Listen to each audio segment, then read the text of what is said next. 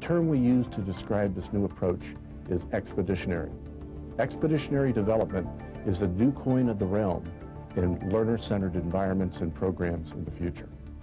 Expeditionary products are much more, and learning experiences are much more than being flexible and innovative.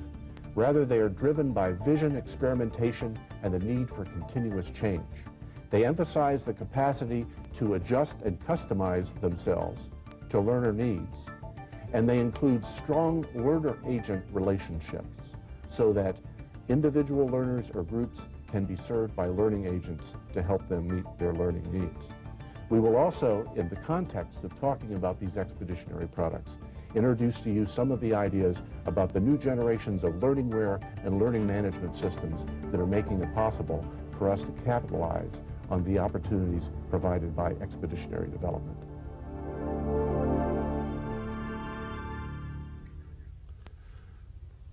Let's take a few minutes now to explore these 5 different clusters of space that we introduced in that film clip. Dr. Hrabowski, would you like to kick this off by discussing an example of the first type, the Centers for Academic Technology? Sure, I'd be delighted to. You know, it's interesting that many of the campuses who are looking at us today are in the process of planning for different kinds of facilities, of meeting the needs of different kinds of students, and it's very helpful to look at what's been done already. My colleagues and I are working on developing a new student union right now and on a new information technology building, and interestingly have been focusing a lot of attention on imaging and scientific visualization. And so when I saw this media union at the University of Michigan, I was absolutely fascinated. In fact, I'm insisting that my colleagues talk with me and others about what they're doing there. And what I'd like to do is talk a few minutes about the media union at Michigan. If you looked at the online tour that's available, and people might want to do that, there's several things that will be very clear. First of all, it is a multi-use facility, a major facility, 250,000 square feet, with an operating budget of about $2 million, if you can imagine. It has, as its primary purpose, the encouraging of students and faculty and staff to learn and research and to actually to teach in very different and exciting ways. In fact, what's amazing to me would be the diversity of functions in that building that are connecting, functions that connect a variety of departments. Let's look at the tour for a minute. You'll see there, for example, both traditional and digital libraries, over 600,000 volumes, over 200 databases, thousands of online journals. You'll also see on that tour major computing training facilities. There are fascinating laboratories in scientific visualization, in virtual reality work. There's an interesting set of studios that focus on video and audio performance. And so you're talking about fusing technology and media. You're talking about their working across departments, engineering, the sciences, education, K through 12 work. And in fact, what comes through is that it is a center that serves the entire campus and the larger community, and it's a wonderful way of fusing a variety of activities. And while it's true that this is a huge facility as befits an institution like the University of Michigan, we have examples on the website of smaller versions and very powerful and potent versions that are centers of academic technology that are not quite as grand as that. So this is something that any institution can consider doing. And I urge you to check our website to look at some of these examples. Dr. Lovett, we are very fortunate this afternoon in having you here because the example of the new breed of fused non-academic and academic uses together facility that we're going to ask you to comment on actually was begun development while you were provost at George Mason University. Would you like to tell us about that? That's right. Don, in your introduction, you referred to the fact that people need to assemble, to come together in big, good public spaces. And the Johnson Center at George Mason University is such a thing. It's a big building, 300,000 square feet, and it is a public space. It was built on a campus, and it serves primarily students. But the essence of it is that it fuses a lot of functions that used to be very separate in a campus setting. It all started in the late 80s. The university was growing, and it needed a new student union, and it needed a second library.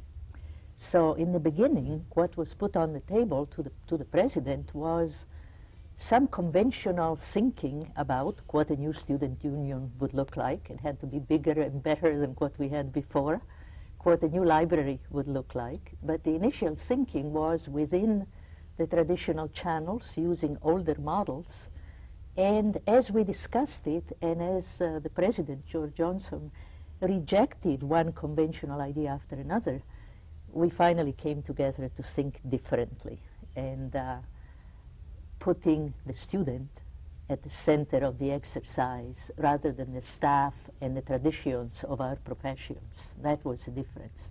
When we put the student at the center, we realized that in a typical day of a typical student, especially at a large suburban commuting institution, students go through a variety of activities during the day and transition very easily from being in a traditional classroom, listening to a lecture, to going to a computer lab, to doing their homework and papers, to going to the library for some material, to going to a social club and hanging out with their friends, eating and whatever. And the building then ended up being planned around this transition of activities, this fusion of activities, which is the reality of the learner's life. Oddly enough, I remember some of the discussions early at the conceptual stage. In my case, I got the point, I began to seek what we needed to do when I began drawing on a very, very old metaphor. And for me, that was the agora of ancient Greece. I was trying to imagine a large public space where teaching and learning could go on side by side with functions like eating, commerce, social activities that we usually separate from the academy. And I said something like, what we need to create is a late 20th century version of the agora, a place where teaching and learning can go on alongside many other human functions and social functions. And one final observation, after we all got excited about this concept of the big public space with many functions, I didn't really believe that we could find someone who could design it. But we did. Well, we're all glad that rather than being satisfied with just pumping some steroids into the old model, you really did put some new chromosomes into it and create essentially a new kind of DNA for space. And I think it makes the point that these are opportunities that campuses can't afford to miss. You can't afford to miss the opportunity to capitalize on these building chances as a way to really change the patterns and cadences of campus life. And actually that leads us to Dr. Jacqueline Belcher. Dr. Belcher, your campus, in conjunction with the University of Georgia, is working on a multi-institution campus center in Gwinnett County, yes, called the Gwinnett Center, that actually combines characteristics of the Centers for Academic Technology and the fusion of space and function. Would you care to tell us about it? Yes, exactly. It does that, and I think it is going to do that very well. It has not come into being yet. It is in process. I think it's important to say that it is a collaborative effort between government and business and education, because the future predicts, or at least some have predicted, that the way that we're going to be able to do the things that we do in the use of technology is to have partnerships, to leverage resources, and that's what this is doing. This particular center will leverage resources of these three entities.